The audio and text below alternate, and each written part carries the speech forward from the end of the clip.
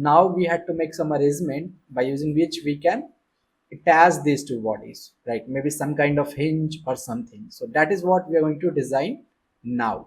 And to design hinge, first we'll orient it into the right position, because the top body will be on the top orientation and the bottom will be on bottom orientation. Here you can see something like this. So top will be on top and bottom will be on bottom. Now what I will do, again I will activate this create sketch tool, and this time I will select this face as a sketch face, the bottom body side face. Here you can see the face is getting highlighted. So I will click on this face, and now we are ready to start sketching on this face. So now we are trying to create some hinge kind of thing. So we'll start with the sketch. To start with the sketch, what we'll do, I will simply go onto this create panel and will activate this tool called center to center slot. Here you can see, and I will specify the first center point of this slot and then the second center point like this, and I can create a slot like this. Here you can see it's very simple. And but here a very important thing that I want to keep here is, uh, I want these circles should be concentric with these circles. So for that, what I will use, I will move my cursor into this constraint panel and I will activate this concentric constraint. I will click on this to activate this tool. Then I will select this circle and this circle, and here you can see both of them just got concentric.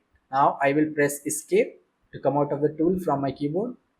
Then we'll dimension these values. We'll dimension this one as, let's say, 8 millimeter. Here you can see. And I will add one more circle by using this circle tool that you can find inside the create panel. And this is a simple center diameter circle. So if you are seeing some different kind of circle over here, don't worry, simply expand this option from over here and then go into the circle, click on this arrow, and then you will find your correct circle tool, that is the center diameter circle. So I will activate that. Here you can see the circle tool is active.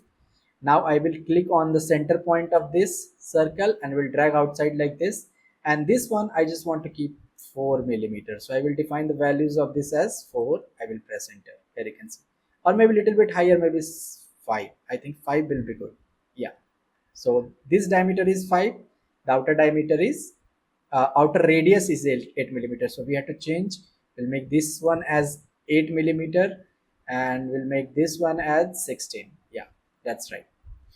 Now one more thing I want to do, I will activate my sketch dimension tool, and from this point to this point I just want to keep 8 millimeters. So I will enter the value 8, and then I will again activate one line tool again, and I will connect from this point to this point like this, because I don't want to use this portion. That's why I had created a line like this.